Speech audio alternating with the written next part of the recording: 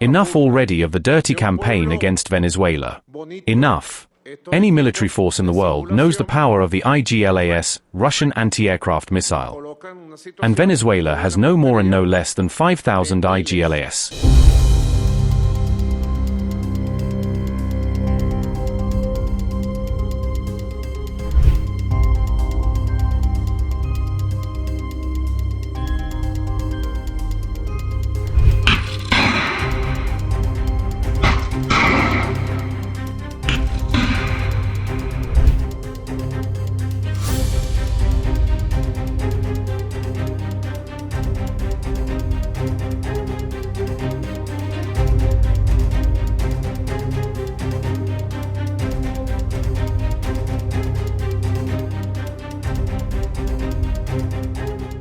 Enough already of the dirty campaign against Venezuela. Enough. Let us defend true Venezuelanness, the deep Venezuelanness of a beautiful, noble, severe, joyful people. It burns the empires that our people are as they are. Unperturbable, serene, confident, steadfast, patriotic. Any military force in the world knows the power of the IglaS, Russian anti-aircraft missile.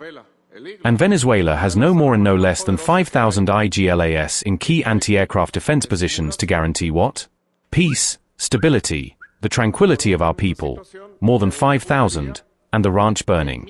Those who understood, understood. These simulation systems, they place us in a situation of good marksmanship by thousands of IglaS operators that we have even on the last mountain, even in the last village, even in the last city you could not imagine across Venezuelan territory, from north to south, from east to west. It must be an impregnable homeland, that no one messes with Venezuela, and we do not mess with anyone.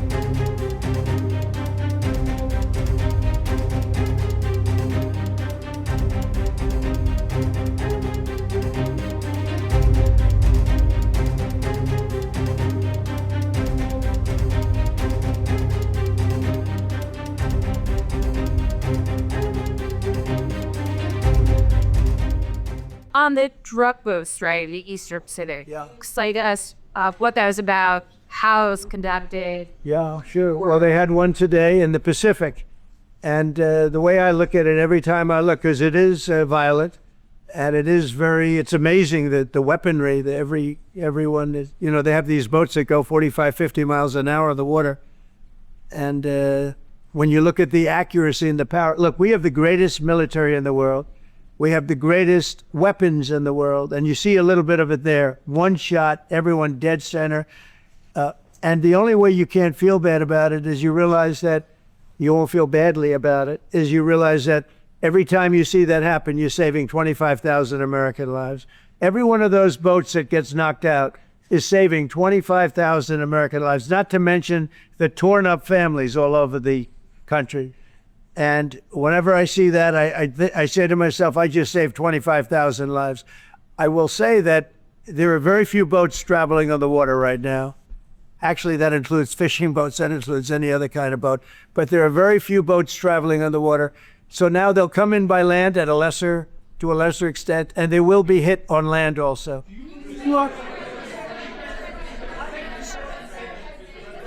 Go ahead. In the back, See, you have legal authority that you come. Yes, we have legal authority. We're allowed to do that. And if we do by land, we may go back to Congress. But this is a national security problem. They killed 300,000 people last year, these drugs coming in. They killed 300,000 Americans last year, and that gives you legal authority. We have a national security, really, I will say this. When you look at the people we're dealing with, and we know them, we know the people coming in, we know the boats, we know everything else. We're allowed to do it. It's in international waters. If we don't do it, we're going to lose hundreds of thousands of people. Now, they'll be coming in by land a little bit more because they're not coming in by boat anymore. There are no boats in the water. There are no more boats. We know the boat almost immediately. You know, it's pretty unusual when you see somebody with a fishing rod and 5 engines on the back of the boat. You know, you don't need that to go fishing. Wait. And we will hit them very hard when they come in by land. And they haven't experienced that yet, but now we're totally prepared to do that. We'll probably go back to Congress and explain exactly what we're doing when we come to the land. We don't have to do that, but I think, Marco, I'd like to do that. You may respond to that if you want.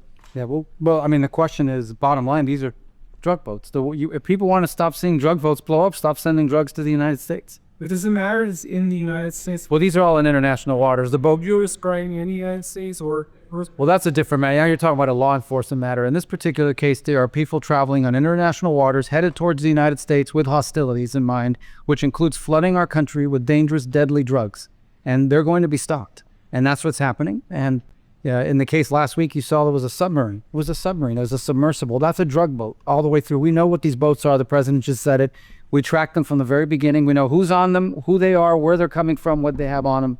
You know, if you're running drug boats, you're in great danger. And drug usage is way down, and drug usage coming from the sea, they call it ocean drugs, a little term that they use, the ocean drugs, is very close to non-existent right now.